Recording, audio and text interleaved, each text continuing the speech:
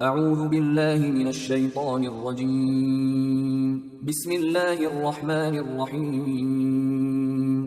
سورہ انعام آیات نمبر 33 تا 41 میں رسول اللہ صلی اللہ علیہ وآلہ وسلم کو تسلی کہ یہ لوگ آپ کو نہیں بلکہ اللہ کی آیات کو جھٹلا رہے ہیں۔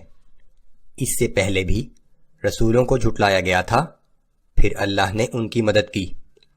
اللہ جسے چاہے گمراہی میں بھٹکتا چھوڑ دیتا ہے اور جسے چاہے سیدھا راستہ دکھا دیتا ہے۔ یہ کفار بھی ہر مصیبت میں اپنے معبودوں کو بھول کر صرف اللہ ہی کو پکارتے ہیں۔ اعوذ باللہ من الشیطان الرجیم قد نعلم انه ليحزنك الذي يقولون فإنهم لا يكذبونك ولكن الظالمين بآيات الله يجحدون۔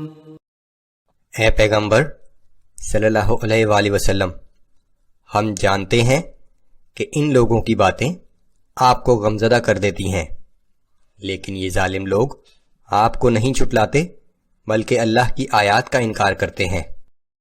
وَلَقَدْ كُذِّبَتْ رُسُلٌ مِّن قَبْلِكَ فَصَبَرُوا عَلَى مَا كُذِّبُوا وَأُوذُوا حَتَّى أَتَاهُمْ نَصْرُنَا۔ آپ سے پہلے بھی بہت سے رسولوں کو جھٹلایا جا چکا ہے، مگر انہوں نے جھٹلائے جانے اور اذیت پہنچائے جانے پر صبر کیا حتیٰ کہ انہیں ہماری مدد آ پہنچی۔ وَلَا مُبَدِّلَ لِكَلِمَاتِ اللَّهِ وَلَقَدْ جَاءَكَ مِن نَّبَإِ الْمُرْسَلِينَ۔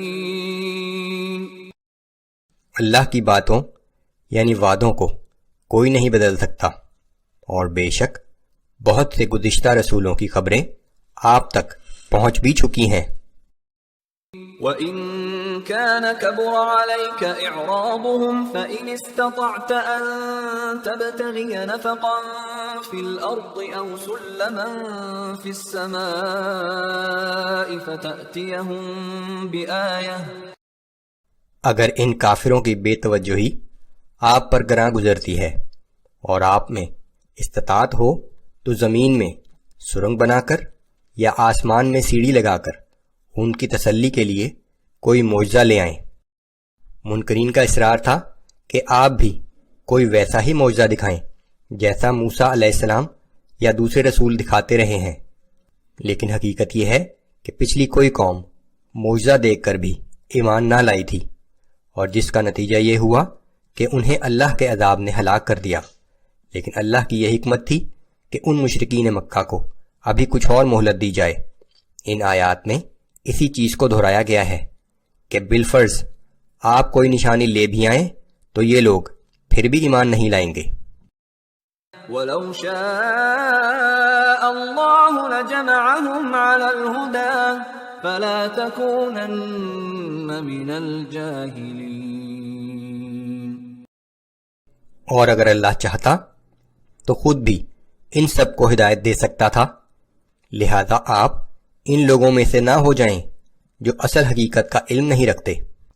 انسان کو اس دنیا میں بھیجنے کا مقصد ہی امتحان ہے۔ اسے اختیار دیا گیا ہے کہ چاہے تو ہدایت قبول کر لے اور چاہے گمراہی کے راستے پر چل پڑے۔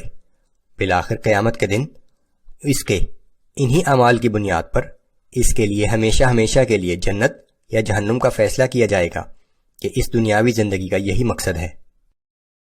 انما يستجيب الذين يسمعون والموتى يبعثهم الله ثم إليه يرجعون۔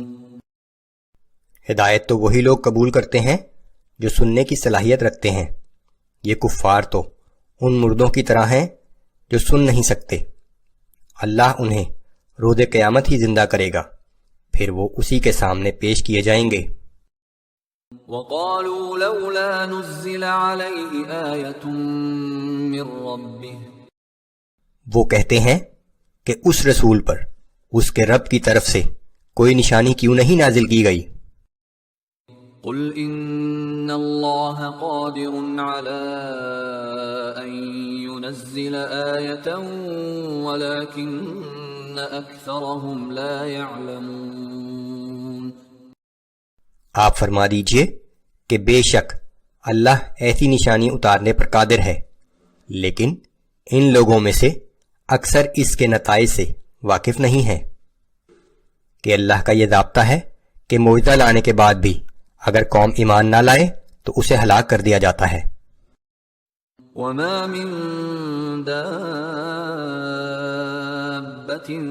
في الأرض ولا طائر يطير بجناحيه إلا أمم أمثالكم ما فرطنا في الكتاب من شيء ثم إلى ربهم يحشرون۔ زمین میں چلنے والے تمام جانور اور ہوا میں پروں سے اڑنے والے تمام پرندے بھی تمہاری طرح مخلوق کی مختلف جماعتیں ہیں۔ ہم نے اس قرآن میں ہر چیز کی تفصیل لکھنے میں کوئی کسر نہیں چھوڑی ہے، اور آخرکار سب اپنے پروردگار کے پاس جمع کیے جائیں گے۔ اس کی قدرت کا یہ عالم ہے کہ جانداروں کے ہر گروہ کو اس کے ماحول کے مطابق جسم اور اعضاء عطا کیے ہیں، اور ہر ایک کی ضروریات کے مطابق اس کے رزق کا بندوبست کیا ہے۔ والذین کذبوا بآیاتنا صم وبکم فی الظلمات من یشأ اللہ یضللہ ومن یشأ یجعلہ علی صراط مستقیم۔ اور جن لوگوں نے ہماری آیتوں کو جھٹلایا وہ بہرے اور گونگے ہیں جو تاریکیوں میں بھٹک رہے ہیں۔ اللہ جسے چاہتا ہے اسے گمراہی میں بھٹکتا چھوڑ دیتا ہے، اور جسے چاہتا ہے اسے راہ راست پر لگا دیتا ہے۔ قل ارأيتكم ان اتاكم عذاب الله او اتتكم الساعة اغير الله تدعون ان كنتم صادقين۔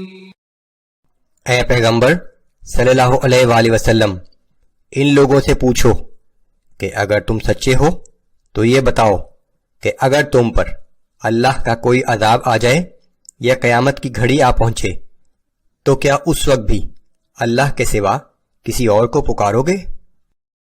بل إياه تدعون فيكشف ما تدعون إليه إن شاء وتنسون ما تشركون۔ مصیبت کے وقت تو تم اللہ ہی کو پکارتے ہو، پھر اگر وہ چاہتا ہے تو اس مصیبت کو تم سے دور کر دیتا ہے۔ ایسے موقعوں پر تم ان سب معبودوں کو بھول جاتے ہو جنہیں تم اس کا شریک ٹھہرایا کرتے ہو۔